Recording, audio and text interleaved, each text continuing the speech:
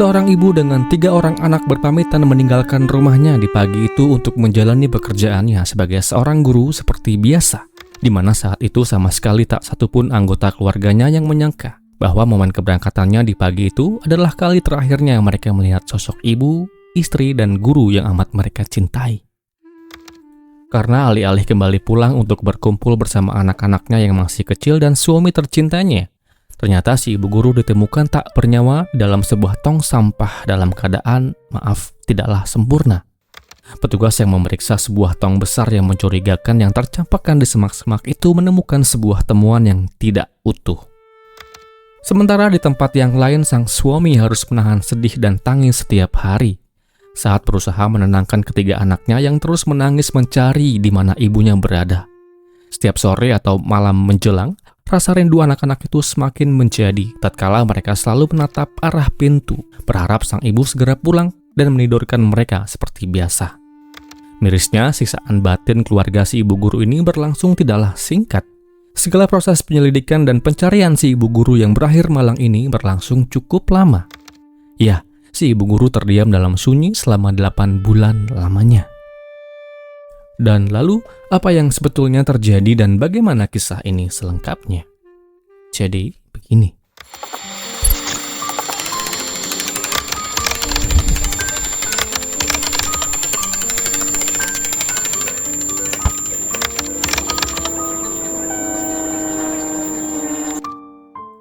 Istiqomah Ahmad Rozi adalah seorang wanita kelahiran Pasir Mas, Malaysia yang pada saat tahun 2024 yang lalu usianya 33 tahun.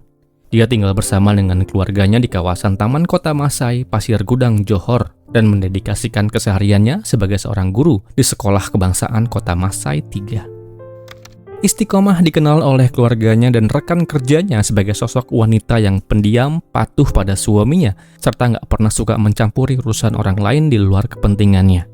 Di balik sifat pendiamnya itu, dia memiliki sebuah hati yang sangat dermawan. Hal ini senada dengan apa yang pernah ibunya sampaikan, bahwasannya Istiqomah terbiasa memberikan sedikit rezekinya untuk membantu tantenya atau saudaranya maupun orang lain yang lagi kesusahan.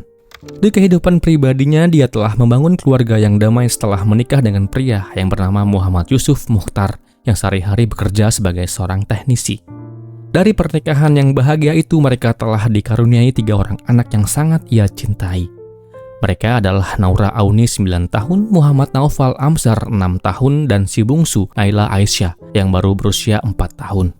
Istiqomah merupakan seorang guru yang pernah mengenyam pendidikan di sebuah kampus keguruan yang cukup terkenal di negeri jiran, yang dimana pada masa kuliahnya itulah Istiqomah mengenal banyak sekali teman-temannya yang setelah lulus berkecimpung di berbagai lini profesi.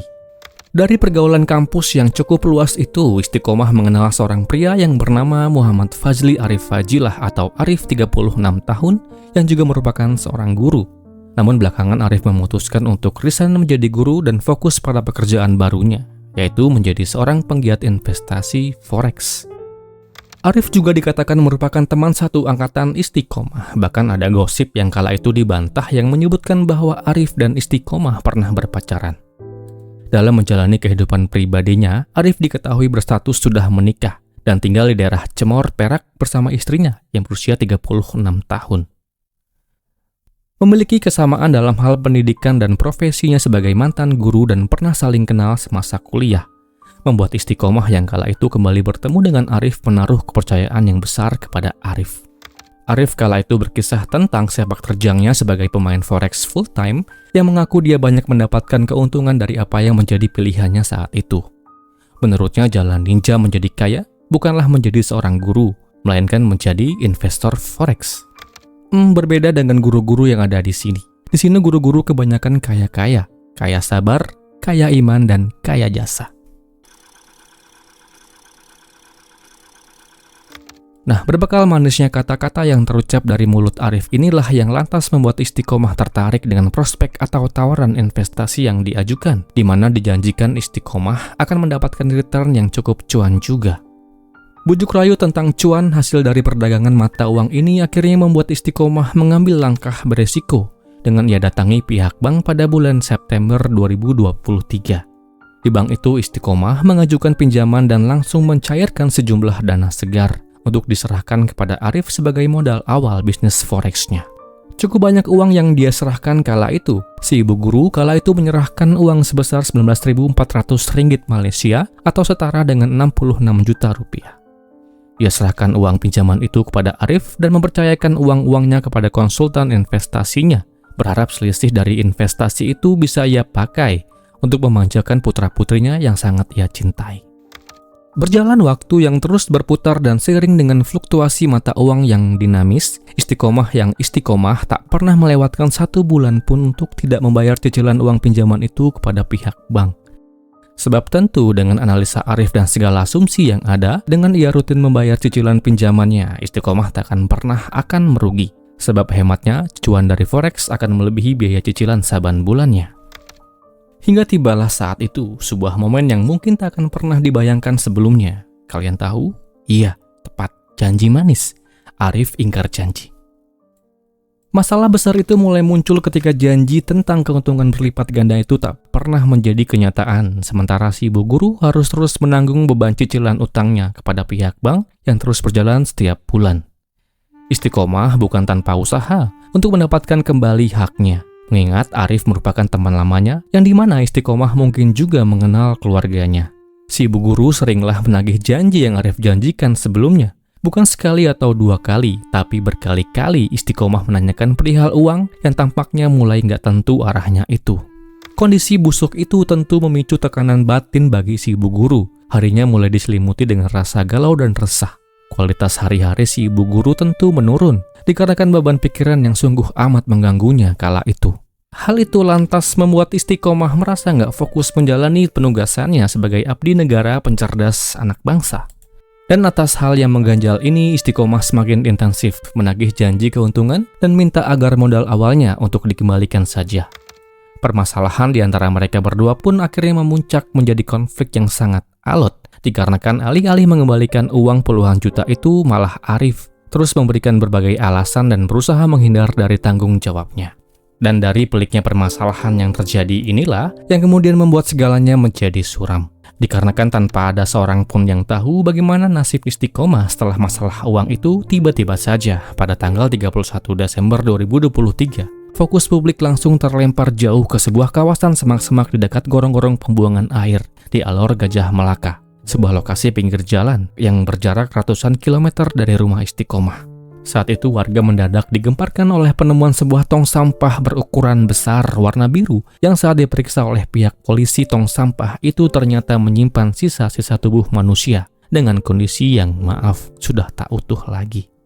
Temuan dengan kondisi yang sudah tak sempurna itu menjadi teka-teki suram bagi bapak-bapak polisi Malaysia, di mana ketiadaan petunjuk fisik yang utuh itu membuat identitas sosok yang malang itu terkunci dengan rapat, hingga memaksa pihak keluarga yang ditinggalkan terpaksa untuk menunggu dalam ketidakpastian selama 8 bulan lamanya.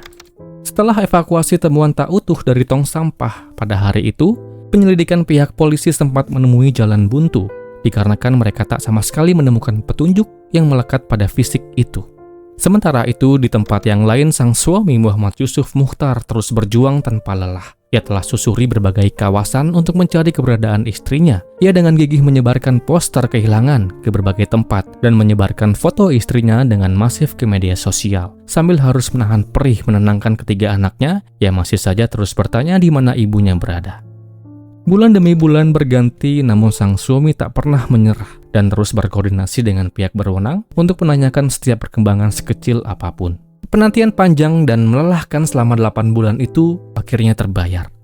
Ketika pada 2 Agustus 2024, hasil tes DNA yang keluar dengan resmi membenarkan bahwa temuan di dalam tong sampah itu tak lain dan tak bukan adalah Istiqomah.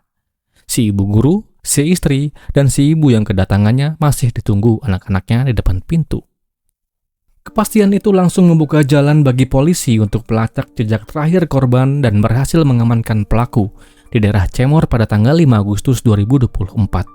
Di mana dari hasil interogasi, polisi kemudian berhasil mengetahui di mana lokasi persembunyian sisa tubuh korban yang lain. Lalu tak lama setelah itu, tim penyidik kembali bertugas dan berhasil menemukan serta korban yang sengaja dibuang oleh pelaku di area semak-semak yang berjarak 6 km dari lokasi awal penemuan tong sampah itu. Jadi begini kronologinya.